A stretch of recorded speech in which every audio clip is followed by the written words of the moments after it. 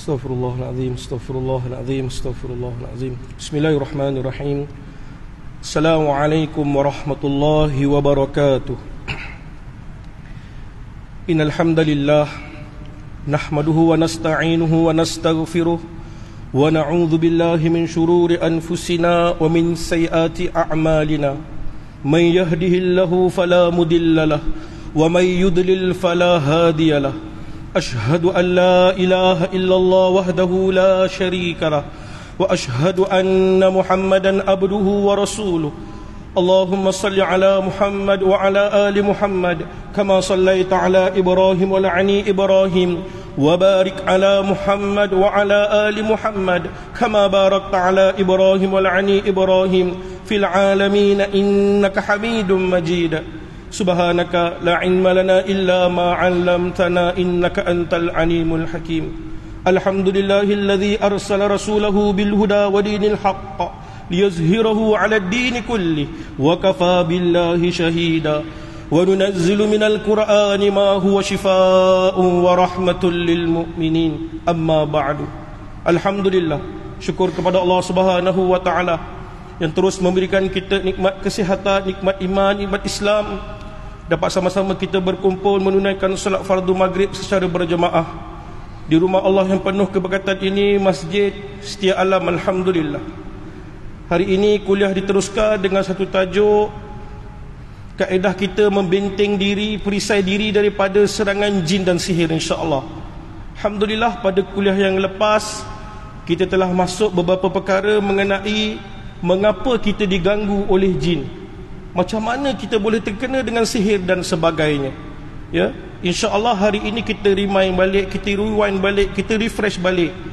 Apa 10 perkara yang boleh menyebabkan kita diganggu oleh jin? Kenapa jin suka sangat nak ganggu kita ni? Kadang-kadang masalah yang kita hadapi daripada sudut kesihatan ada kaitan dengan jin ni juga. Pergi ke hospital tak selesai-selesai, makan ubat tak sembuh-sembuh, masalah bertimpa-timpa, kepala kita jadi serabut, pening memikirkan, tak selesai-selesai. Apa masalah ni? Rupanya ada masalah lain, ada kaitan dengan gangguan makhluk halus ataupun jin. Alhamdulillah, kita refresh balik apa yang kita telah sampaikan pada minggu lepas. Ya, ada 10 sebab kenapa kita diganggu oleh jin. Yang pertama, disebabkan lemahnya semangat kita atau roh kita. Ya, bermaksud hati kita ni, roh kita ni terlalu lemah, penuh dengan maksiat, ya, sering ditakutkan dengan jin, kisah-kisah misteri. Ya, sejak daripada kecil kita ditakut-takutkan. Jadi hati kita ni jadi cukup lemah. Keadaan kita tengah stres, keadaan psikologi kita ada masalah, jiwa kita tengah tertekan dan sebagainya. Inilah ruang dan peluang untuk dia masuk. Kebanyakan kerasukan yang berlaku bila datang ke pusat rawatan yang agak teruk, menjerit, kan, mengamuk, tak baca apa lagi, baru pegang kepala, bismillahirrahmanirrahim, dah mengamuk. Bila kita cek balik, tanya balik, mesti dia ada masalah daripada sudut kejiwaan dia. Dia stres. Datang pusat rawatan, dibawa masalah dia. Gaduh suami isteri kat rumah sebelum datang, gaduh dengan anak, gaduh dengan cucu, masalah kewangan yang terlalu menyempitkan.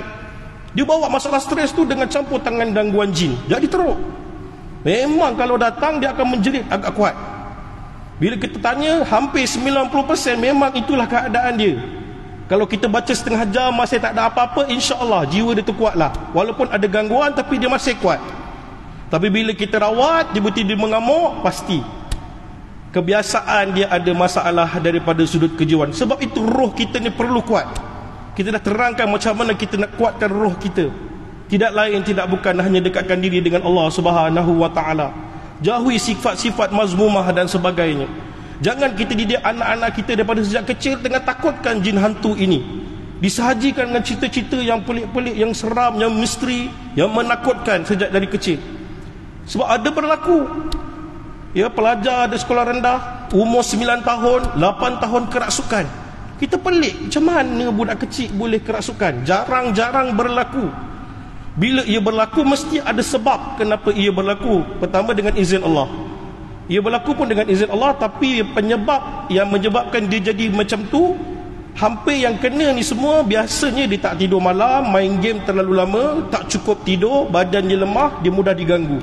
Yang kedua, dia dah ditakut-takutkan sejak dari kecil. Ya, budak ni dah dihantui dengan perkara-perkara yang mistik dan misteri. Dia terbawa-bawa, akhirnya mudah kerasukan. Ya, jadi harimau dekat sekolah. Baru-baru ni di sekolah kapak. Allahu Akbar. Saya bersama 4 orang polis kapak nak selesaikan seorang budak sedang mengamuk dekat dalam surau. Habis dia terajang semua barang kat dalam surau tu. Habis semua dia mengamuknya, dia tendangnya, semua dia tendang. Cikgu-cikgu dah tak berani dah. Kita datang tengok ini lain macam ni. Bila kita tengok keadaan dia bukan semata-mata gangguan jin. Dia ada masalah daripada sudut psikologi. Depan cikgu dia telan apa? Dia telan vape punya liquid vape tu dia boleh telan macam tu. Dahlah panggil polis, kita cakap elok-elok dengan budak tu, bawalah naik kereta sampailah dekat lokap balai. Dekat lokap balai lah diorang selesai. Bila kita tengok dia bukan 100% daripada masalah gangguan jin. Tak. Okey, tu lemah semangatnya. Pentingnya kita kuatkan roh kita, itu yang pertama. Yang kedua, kenapa kita mudah diganggu oleh jin? Kita tidak berpegang kepada sunnah Nabi SAW. Kurangnya kita berpegang kepada sunnah. Ya, sunnah-sunnah yang sahih ini kita jarang buat. Kita tinggalkan. Nanti kita jelaskan secara detail apa contoh-contoh sunnah yang biasa sepatutnya kita buat tapi kita tak buat, dan akhirnya kita mudah diganggu oleh makhluk halus ini. Yang ketiga, takut atau marah yang bersangatan. Ya, kadang-kadang perasaan kita yang sangat takut atau sifat ghadab kita, pemarah kita, baran kita yang bersangatan, yang kita tak dapat kawal. Kita tak dapat manage kita punya marah. Memang mudah, itulah laluan utama dia nak masuk. Kita seperti melambai-lambai dia masuk. Tengah marah kita mencaci orang, kita maki orang, kita lepaskan kemarahan kita. Waktu tu kita macam melambai-lambai, dia sudah datang kat dalam badan kita. Mari masuk dalam badan kita. Tu lubang dia nak masuk. Okey. Yang keempat, perempuan atau lelaki yang suka bersolat, tidak solat dan tidak menjaga aurat. Bukan perempuan saja, malah lelaki pun sama. Ya, tak tutup aurat, dia suka. Ya, ada satu jin ni dia masuk sebab dia suka, dia berkenan. Handsome-nya budak ni, lawa-nya budak ni, and then dia masuk sebab dia suka sahaja. Bila dia dah masuk, jadi masalah kepada kita. Tengok macam kena sihir, tapi tak. Macam kena sihir, tapi rupanya jin tu masuk sebab suka, jatuh hati dengan kita, and then dia masuk, diganggu kehidupan. Yang kelima, sedih yang bersangatan atau berpanjangan. Yang keenam, memuja atau memanggil-manggil nama jin, mentera, jampi dan sebagainya. Inilah asal-asal khusus saka. Ya, ni antara yang terlibat adalah saka dan sebagainya. Pemujaan yang dulu-dulu kita mungkin tak tahu, amalan-amalan orang terdahulu, akhirnya dia mengganggu hingga ke sekarang. Kena hati-hati dan kita kena berjaga-jagalah. Kadang-kadang kita tak nak benda tu, tapi dia cuba untuk mencari pengganti. Yang menjaganya dah tak ada dah. Dia mencari pengganti siapa yang mengamalkan pemujaan ini. InsyaAllah kita akan pergi nanti, insyaAllah. Yang ketujuh, mereka yang menyakiti jin sama ada sengaja atau tidak, ya, disakitkan jin tersebut.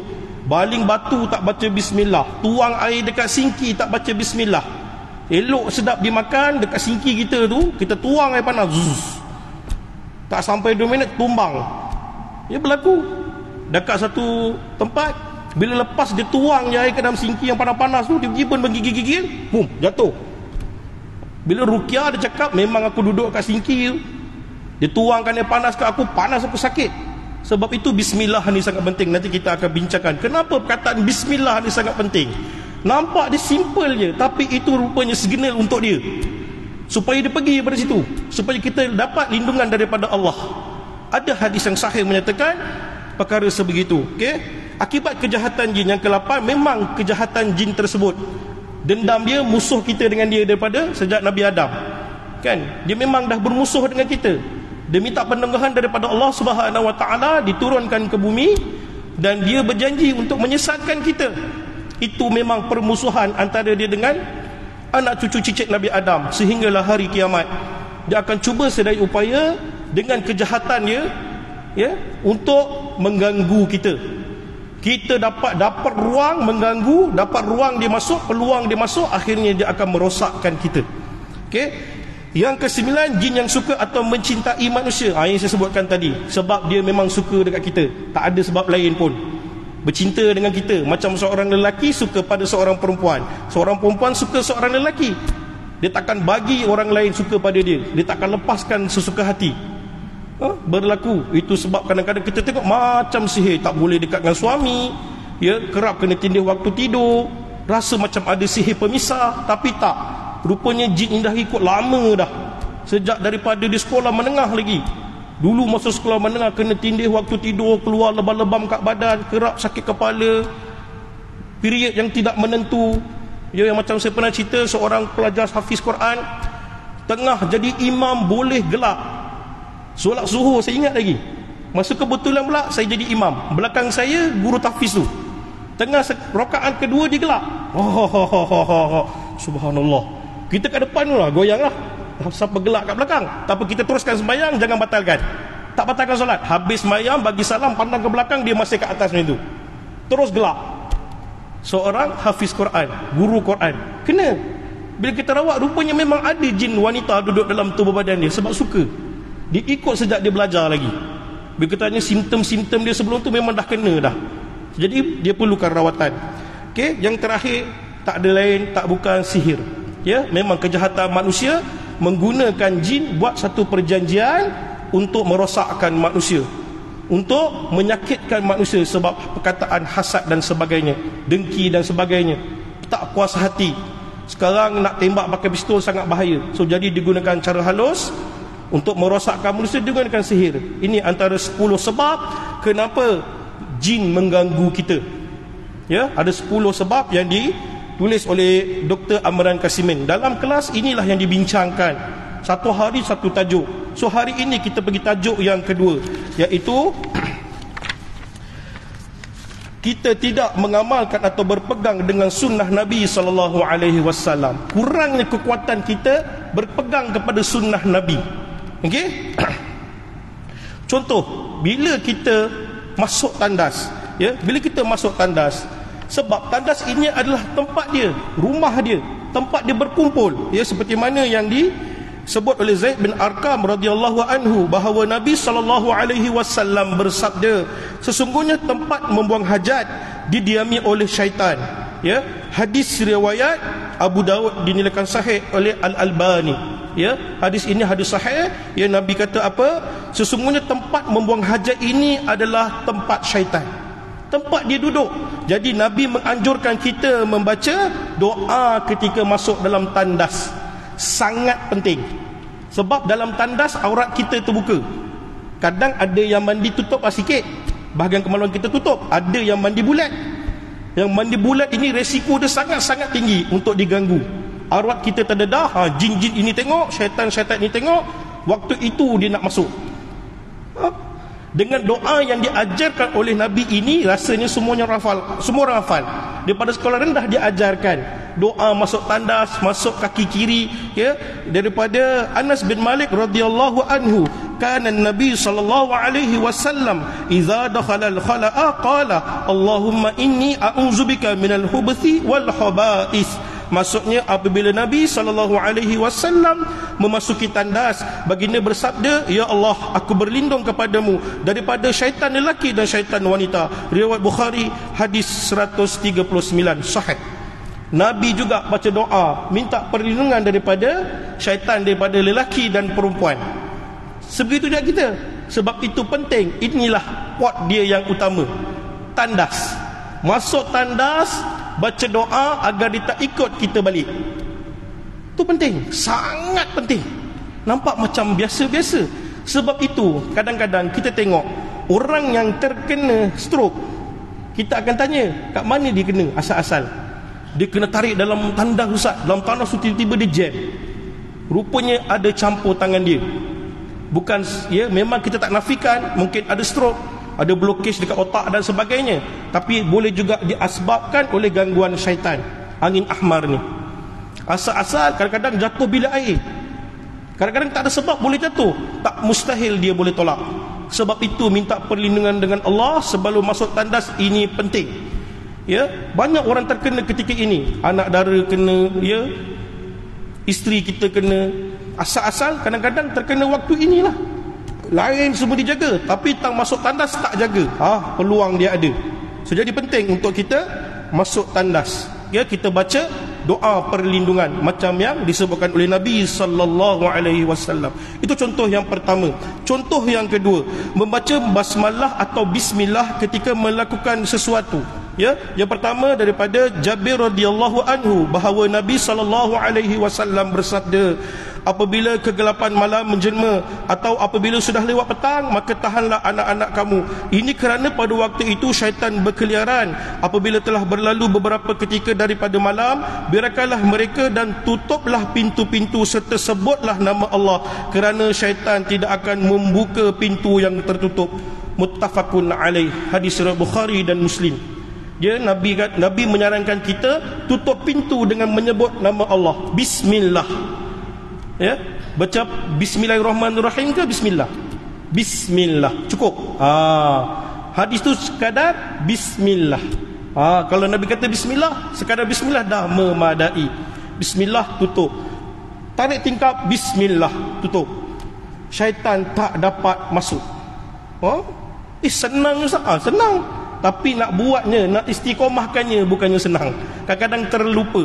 Tapi inilah kaedah yang mudah untuk protect diri kita, perisai daripada gangguan tersebut.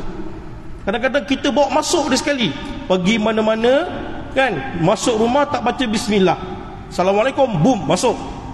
Dia boleh follow sekali. Itulah tentera Dasim yang duduk dekat pintu-pintu alang rumah ni. Pintu alang rumah ni dia stay kat situ. Mana yang tak baca bismillah, tak bagi salam, boom, dia masuk sekali. Bila dia dah masuk sekali, tu sebab rumah jadi panas. Mudah bergaduh, adik-beradik, suami isteri mudah bergaduh akibat tentera iblis yang bernama Dasim yang duduk di pintu-pintu rumah ni, bersedia untuk masuk. Bila keadaan dia dapat masuk, tu kita lupa nak baca bismillah, lupa nak ingat kepada Allah. Sangat penting. Okey. Yang kedua, memasuki rumah.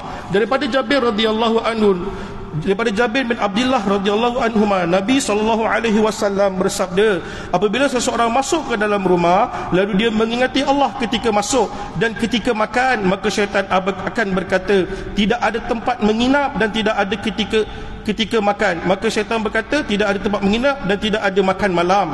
Tapi apabila dia mengingati Allah ketika masuk, maka syaitan berkata, kalian mendapatkan tempat menginap. Apabila kita makan tidak mengingati Allah, maka syaitan berkata, kamu mendapat tempat menginap dan makan malam ketika itu. Hadis riwayat Muslim. Kalau kita tak baca bismillah ketika masuk rumah, ketika itu dia masuk dan ada tempat dia berteduh, dia nak masuk tak boleh. Akhirnya kita masuk rumah tanpa baca bismillah. Yang disarankan oleh Nabi ini daripada hadis riwayat Muslim ini, dia boleh ikut masuk. Bukan sahaja masuk, dan juga ketika makan. Makan tak baca bismillah, dia dapat dua bahagian. Pertama, dia dapat masuk tempat menginap. Yang kedua, dia dapat makan bersama dengan kita. Wah, jin boleh makan ke? Boleh. Dia memang ada makanan dia tersendiri, tulang benulang dan najis haiwan, ternakan. So, jadi itu makanan jin. Dia boleh makan apa yang kita makan, makanan yang kita tidak bacakan dengan bismillah. So sangat penting. Nampak simple. Ini contoh-contoh hadis, ya. Perkataan bismillah ini sangat penting. Bukan hanya ketika makan, bukan hanya ketika minum, bukan hanya ketika masuk rumah, tetapi segala perbuatan kita. Ya, perbuatan yang kita nak buat, perbuatan ibadah kita, sila mulakan dengan bismillah. Kita nak campak batu, nak buang sampah. Berlaku seorang pesakit, dia campak sampah kat dustbin. Dustbin yang besar tu, dia campak sampah. Boom, dia campak, balik tangan terkulai. Sakit, berat dia kata tangan dia. Kenapa berat? Dia dah pergi klinik, makan ubat, elok sekejap, sakit balik. Bila kita ruqyah, menggigil-gigil tangan dia. Bila kerasukan tanya, datang daripada mana ni? Tu, tempat sampah yang dibuang. Bertanya dia baling atas kepala aku. Dia marah. Bila tanya, bila sedar betul ke tadi ada buang sampah dekat tempat-tempat sekian ke, ada baling sampah, baru dia ingat petang tu dia ada buang sampah, dicampakkan aja. Rupanya penting baca bismillah sebelum kita nak buang sampah tu. Baca bismillah supaya kita terlindung daripada gangguan-gangguan jin ini. Bila kita pergi hospital, cek tak ada masalah. Ada satu kes yang saya pernah ceritakan. Dia nak mengukur satu kawasan pulau, nak buat resort lah, nak buat satu tempat pembangunan. Dia masuk kat situ, dia ukur tempat tersebut. Keluar daripada pulau tersebut, sama juga tangan dia jadi terkulai, jadi lemah, sangat sakit. Doktor sahkan dia ada masalah pada saraf. Bila dirukyahkan, rupanya benda itu asal daripada pulau yang dia pergi. Dia tak bagi masuk dan tak benarkan untuk buat pembangunan dekat situ. Dia kata ini kampung aku. Dia marah. Kau masuk suka-suka, kau nak musnahkan tempat aku. Kau buat tempat aku macam ini amaran pertama, dia kata. Ini baru amaran, dia kata. Dia marah. Sebelum masuk ada baca apa-apa tak? Dia melanggar je. So jadi dia kena. Kena hati-hati bila masuk satu tempat ataupun buat satu perkara, pastikan kita mulakan dengan bismillah. Okey? Perkara ibadah, perkara yang baik. Okay? Perkara tak baik jangan buat. Ada orang melawak, dia kata, ustaz saya nak isap rokok, saya bunyikan dengan bismillah, supaya asap itu jin tak makan. Na'udzubillah. Itu bukan kelakar, itu mempermainkan hadis Nabi. Boleh kita batal keimanan kita tu, boleh rosak iman kita bila cakap perkara tersebut berlaku. Kalau macam itu baca bismillah lah kita kena isap rokok. No, itu tak kelakar. Itu boleh menyebabkan kita terbatal iman dan boleh merosakkan keimanan kita kerana mempersendakan hadis Nabi. Kena hati-hati. Itu yang tadi, masuk rumah baca bismillah. Sebab tu kadang-kadang ada gangguan-gangguan kat rumah ini berpuncanya daripada ini. Katanya orang sihir lah, kan, saka lah. Rupanya tak, kita sendiri bawa masuk jin tersebut. Balik pada mana-mana entah, kan, kita pergi balik lambat, balik kerja lambat, masuk terus rumah, assalamualaikum, boom, masuk, tak baca bismillah. Masuk ikut sekali. Itu yang tengok baby tiba-tiba malam terjegil mata. Pernah berlaku, saya sendiri kena. Anak saya dalam buai, mata pejam tapi menjerit dalam buai. Dah kenapa anak ni dalam buai menangis tapi tak keluar air mata, mata tutup, dia menjerit dalam buai. Rupanya dia ikut saya balik kot, bawa balik pada rawatan. Saya balik, Allah nak uji juga, akhirnya kena pada anak saya. Kita rukyahkan, senyaplah dia, insya-Allah. Alhamdulillah.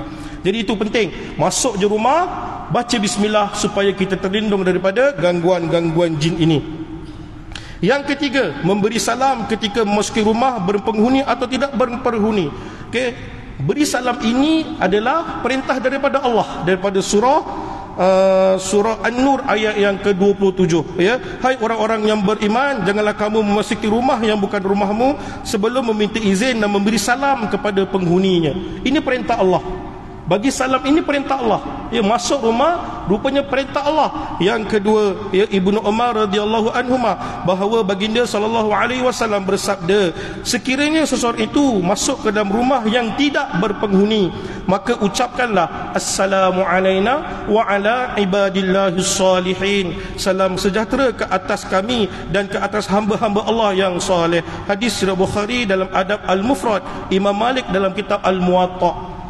Kita dianjurkan nak masuk rumah yang tak ada berpenghuni atau bangunan yang tak ada orang, tempat yang tak berpenghuni, kita bagi salam, assalamu alaina wa ala ibadillahis salihin. Hadis sahih. Hadis itu hadis sahih. Cuba amalkan, masuk rumah, kalau orang semua dah tidur, kita baru balik, kita bagi salam, assalamu alaina wa ala ibadillahis salihin, bismillah, masuk kaki kanan. Biiznillah, syaitan tak dapat ikut masuk. Terhenti dia dekat luar. Dia berhenti kat luar, tak berani follow kita masuk dah rumah tersebut. Ini adalah jaminan daripada Nabi sallallahu alaihi wasallam. Sebab itu bila ada pesakit-pesakit kita datang mengadu rumah dia bising, ada bunyi ke atas bumbung berlari-lari, kadang-kadang perabot bergerak, kadang-kadang dengar bunyi orang sedang bertukang, ada dengar bunyi orang tumbuk dinding, main lesung batu, bunyi guli dan sebagainya. Kadang-kadang bukan sebab sihir, sebab kitalah yang bawa sendiri. Saya minta dia ubah, dia cuba amalkan sunnah ini, biiznillah gangguan itu boleh pergi dengan izin Allah. Cuba praktikan. Ini adalah kaedah yang mudah sebagai satu perisai kita daripada gangguan-gangguan makhluk halus ini. Yang keempat, membaca doa pelindung atau zikir. Membaca doa pelindung atau zikir ini sangat penting. Kadang-kadang kita nak pergi satu tempat, kita tak tahu tempat itu ada risiko atau tidak. Contoh tempat kedai-kedai makan yang berisiko adanya santau. sihir-sihir yang boleh menyebabkan kita sakit.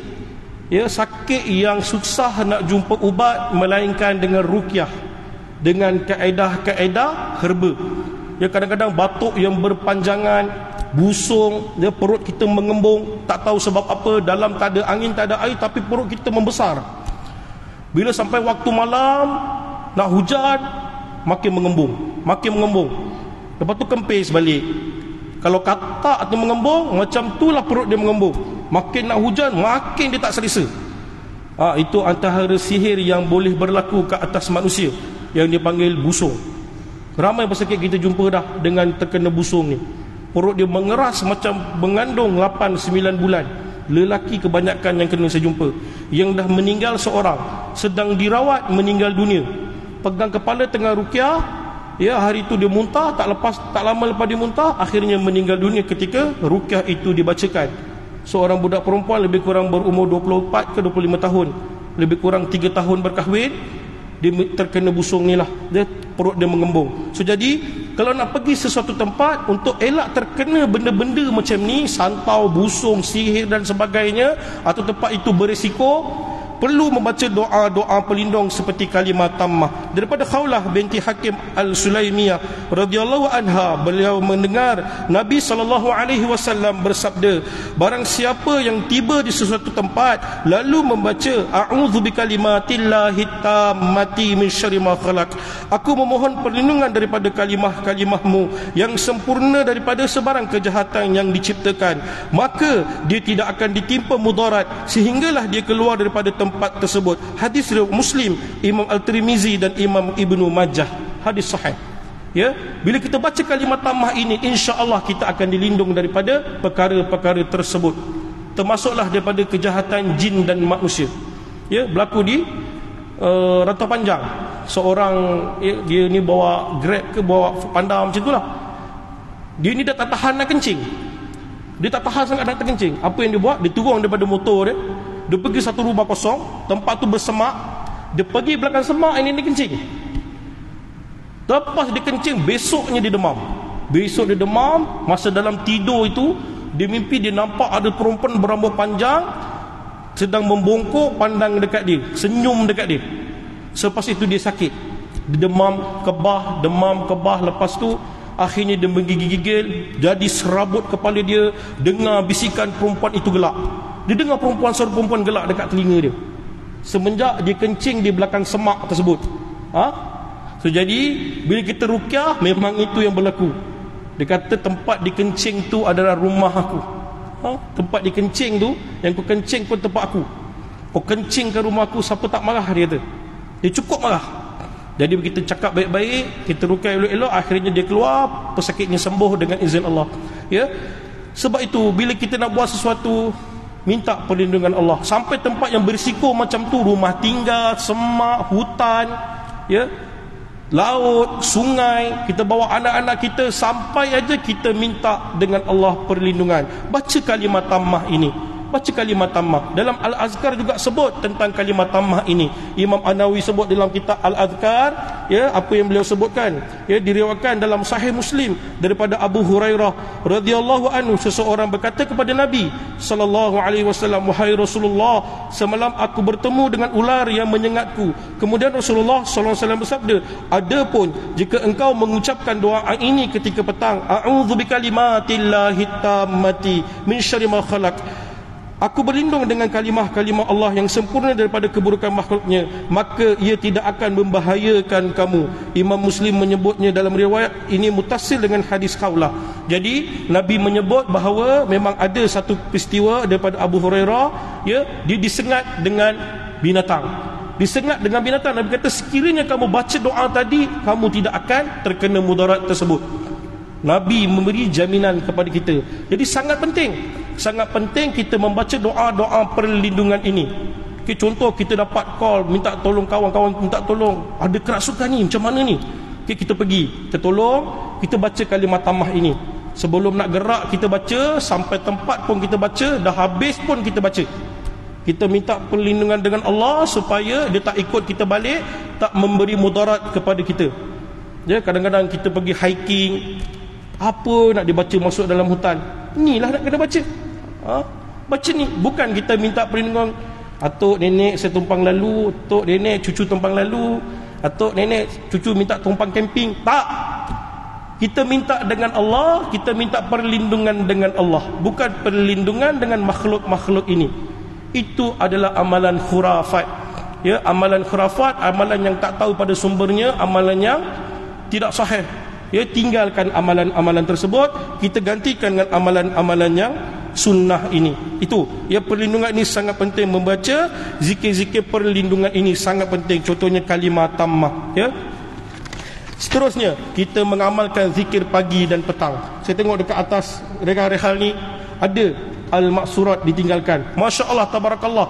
Satu amalan yang cukup bagus. Amalkan zikir ini pagi dan petang. Ya, dalam susunan-susunan maksurat ini ataupun zikir pagi petang ini, ya, Nabi menyarankan kita membacanya. Ya, daripada Imam Al-Qurtubi pernah berkata tentang salah satu bacaan zikir pagi dan petang. Ini Imam Al-Qurtubi sebut. Ya, ini adalah hadis yang sahih dan perkataan yang benar. Kami telah mengetahui pengujahannya baik secara dalil maupun pengalaman. Sesungguhnya semenjak aku mendengar zikir ini, aku pun mengamalkannya dan aku tidak pernah ditimpa kemudaratan, sehinggalah sampai satu ketika aku tidak membacanya, lalu aku pun disengat kala jengking di malam hari di kota Madinah. Aku merenung sebab apa musibah ini menimpaku. Ini ternyata aku terlupa membaca doa perlindungan kepada Allah dengan zikir ini. Al-Futuhat Ar-Rabbaniyah Ibnu Al-Alam. Okay, jadi dalam kitab Al-Futuhat ini menerangkan bahawa Imam Al-Qurtubi dia terlupa membaca zikir pagi dan petang ini. Ada satu kalimah dia tertinggal. Malam itu dia disengat oleh kalajengking. Dia fikir macam mana dia terkena, ya, apa dia buat. Bila dia teringat, rupanya dia terlupa baca antara zikir pagi dan petang ini. Sejak Imam Al-Qurtubi sangat-sangat, ya, menggalakkan kita baca zikir pagi dan petang. Jadi kadang-kadang pesakit itu datang, Ustaz, apa amalan saya nak buat? Tolonglah, saya dah tak tahu nak buat apa, dah penat sangat dah. Apa zikir saya nak buat? Semua ustaznya bagi banyak ni, ustaznya bagi zikir ni, ustaznya bagi zikir ni. Kalau saya bagi zikir pagi petang, amat istiqomahkan. Ikut apa yang Nabi dah suruh. Nabi kata baca sekali, baca sekali. Nabi baca 3 kali, baca 3 kali. Nabi kata baca 100 kali, baca 100 kali. Ikut apa yang Nabi sarankan, bulat-bulat. Tak payah tambah, tak payah kurangkan. Cuba dan istiqomah. Biiznillah, sembuh dengan izin Allah. Benda ini juga berlaku salah seorang, ya, pesakit daripada Shah Alam juga. Dia ni seorang etis. Etis ini dah tak percaya kepada kewujudan Allah, malah mempertikaikan kewujudan Allah. Dia kata Allah ni macam makhluk, dia boleh cipta tu, dia boleh buat ni, dia boleh buat tu, dia macam makhluk, dia kata. So dia ni duduk lama dekat England, duduk belajar England, UK, duduk lama dekat UK, bekerja dekat UK, berkahwin di UK, ya. Suami dia orang Malaysia juga, tapi duduk di UK agak lama lah. Akhirnya dia tergolong daripada golongan etis. Okay? Bila dia dah dapat hidayah, dia kembali kepada Allah, rupanya dalam tubuh badan dia ada gangguan yang menyebabkan dia jadi ragu-ragu dengan Islam. Apa yang dibuat antaranya untuk membuang gangguan tersebut menjadi keyakinan kepada dia, dia mengamalkan zikir pagi dan petang dengan istiqamah. Biiznillah dah tak ada gangguan, dah tak merasuk macam dulu. Dulu kalau rawatan untuk dia saja dekat 2 jam lebih, nak sedarkan 100%. Kalau tak, dia tak sedar apa yang berlaku, apa yang dia cakap, kerasukan itu berlaku, dia tak tahu apa yang berlaku. Lepas kita bagi suruh amalkan zikir pagi dan petang untuk diistiqomahkan, biiznillah dah tak ada kerasukan. Tu pentingnya zikir pagi dan petang. Lagi-lagi orang yang ada masalah gangguan. Kalau dah ada gangguan, sila amalkan dengan istiqamah. Pagi buat selepas subuh sehinggalah sebelum waktu zuhur, pastikan kita dah buat. Lebih kurang 10 minit ke 20 minit saja. Ataupun selepas, kalau petang selepas asar sehinggalah sebelum masuk waktu maghrib. Cuba kita ambil sedikit masa untuk kita istiqamah baca maksurat itu ataupun zikir pagi dan petang. Biiznillah, inilah perisai yang cukup kuat. Kan ada yang kata minta baca qul huwallah 10,000 kali, 3,000 kali. Tak perlu sebenarnya. Macam memaksa diri kita terlalu penat, akhirnya syaitan itu masuk. Dia akan buat kita pertikaikan banyak benda. Aku dah baca berpuluh ratus ribu kali, tak semua sembuh pun. Ya, ada amalan kebal dan sebagainya. Ia beramal dengan surah Al-Ikhlas 10,000 kali boleh jadi kebal dan sebagainya. Na'udzubillah, itu bukan daripada amalan yang mengikut syariat. Kalau amalan mengikut syariat, dia tidak menyusahkan manusia. Apa yang Nabi beri pada kita, yang kita amalkan dalam Al-Azkar, ya, dalam Husnul Muslimin, ya, zikir pagi dan petang, semuanya insya-Allah kita mampu lakukan. Tak pernah menyusahkan kita. Ya, kita boleh mampu dan kita boleh istiqamahkan insya-Allah. Tu pentingnya kita mengamalkan zikir pagi dan petang. Okey, sangat penting. So, itu antara contoh-contoh beberapa perisai yang boleh kita buat dan kita perlu amalkan. Ya, membaca doa masuk tandas tadi, ya, membaca bismillah ketika melakukan sesuatu, beri salam nak masuk rumah, ya, baca bismillah nak masuk rumah, baca zikir perlindungan, pergi ke satu tempat yang berisiko, ya. Kita rasa tak berisiko pun kita baca jugalah untuk perlindungan. Orang kata nak perisai apa lagi yang ada, inilah yang dibekalkan oleh Nabi SAW. Dah tak adalah. Inilah peninggalan yang Nabi berikan kepada kita untuk kita amalkan. Kalau Nabi yang ajarkan kepada kita, biiznillah, ia sangat bermanfaat, tak pernah mengecewakan. Ya, ada satu peristiwa dia dah terlalu sakit, apa yang dia amal hanya la ilaha illallah wahdahu la syarikalah lahul mulku walul hamdu wa huwa ala kulli syai'in qadir 100 kali pagi. Dengan izin Allah sembuh sakit dia daripada gangguan. Lah, mudahnya, mudah. Tapi istiqamah, yakin. Sebab Nabi kata siapa baca zikir tersebut pada waktu pagi, syaitan tidak akan ganggu. Dalam buku zikir pagi dan petang ada sebut. Ya, hadis yang sahih. Siapa amalkan tidak akan diganggu oleh syaitan.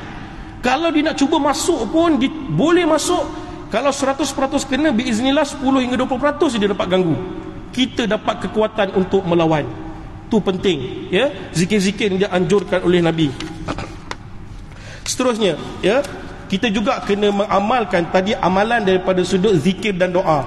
Seterusnya, kita kena mengamalkan sunnah daripada sudut perbuatan. Okay, perbuatan juga kita kena sunnah, ikut sunnah, supaya kita terlindung juga daripada gangguan ini. Bila kita ikut sunnah, dia boleh menjaga kita dengan izin Allah. Contoh yang paling mudah, adab ketika makan. Adab ketika makan ni memang sangat penting untuk kita jaga. Kita pertama, ya, memulakan dengan bacaan bismillah. Hadis riwayat Bukhari daripada Jabir bin Abdullah radhiyallahu anhuma, Nabi sallallahu alaihi wasallam bersabda, apabila seseorang masuk ke dalam rumah, lalu dia mengingati Allah ketika masuk dan ketika makan, maka syaitan akan berkata, tidak ada tempat menginap dan tidak ada makanan malam untuk aku. Jadi hadis ini menerangkan kalau kita baca bismillah ketika nak makan, syaitan tak dapat ikut makan. So itu satu perbuatan yang perlu kita buat. Ya, kita kena nak makan, kita baca bismillah. Jangan sekali kita tinggalkan bismillah. Okey, baca doa boleh ke tak? Baca doa. Allahumma barik lana fi ma razaqtana wa qina adzabannar. Ada tak dalam Al-Azkar? Ada. Kalau tengok bab apa adab makan, doa makan ketika dalam Al-Azkar ini, kitab Al-Azkar, nombor 1 doa makan. Tapi hadis itu mungkar. Status hadisnya mungkar. Kita kena sebut hadis tu hadis mungkar. Tak boleh sandarkan kepada Nabi sallallahu alaihi wasallam. Tapi kalau nak baca boleh tak? Boleh. Jangan kita letakkan sunnah. Ini sunnah baca doa ketika makan. Sebab kalau kita tengok dalam perbahasan hadis tersebut, disebut hadis itu mungkar. Ada periwayatnya yang lemah. Jadi kena kita sebut hadis ini hadis mungkar dan tak boleh disandarkan kepada Nabi. Nak baca doa ketika makan, Nabi baca apa? Nabi baca bismillah. Bismillah makan. Mudah. InsyaAllah syaitan tak dapat ikut kita makan. Kedua, apa perbuatan yang perlu kita ikut sunnah ketika makan? Makan dan minum dengan tangan kanan. Daripada Abdullah bin Umar radhiyallahu anhu, Rasulullah sallallahu alaihi wasallam bersabda, apabila seseorang di antara kamu makan, maka makanlah dengan tangan kanannya, dan apabila dia minum, maka minumlah dengan tangan kanannya. Sesungguhnya syaitan makan dengan tangan kiri dan minum dengan tangan kirinya. Hadis riwayat Muslim. Baru-baru ini kerap lah, ada 2-3 kes sebelum pilihan raya, banyak yang bertanding tu cerita dekat saya, cawan dia orang pecah. Nak minum, pum, meletup cawan. Tanya kenapa dah nak pilihan raya ni? ramai, adalah 2-3 orang yang mesej ketika nak minum cawan dia pecah. Sebab dia baca bismillah, dia pegang tangan, moga-moga Allah lindung daripada perkara-perkara tak baik. So jangan kita ikut perbuatan syaitan, minum dengan tangan kiri. Ustaz, tangan saya kotor. Dah makan tangan, tapi tangan kita kotor, kita pegang tangan kiri, kita letakkan tangan kanan. Itu adabnya ke? Tak. Pegang ajalah dengan tangan yang kotor tersebut, ya, minum walaupun kotor. Jangan kita pangku tangan kita. Sebab Nabi tak suruh pangku pun. Nabi kata bulat-bulat guna tangan kanan, minum tangan kanan, makan tangan kanan. Kadang-kadang kita ini pegang tangan kiri sebab tangan kita bersih, kita pangku dengan tangan kanan, tolak. Tak perlu sebenarnya. Walaupun tangan kita tu kotor sikit, pegang je lah cawan tu, bismillah, minum, supaya kita tak ikut, ya, perbuatan syaitan. Saya pernah ditegur oleh guru saya sebab perkara tersebut. Dia tengok saya makan, bila saya makan, saya nak minum, saya pegang dengan tangan kiri, and then saya pangku. Dia kata tak perlu, Nabi tak pernah ajar macam tu pun.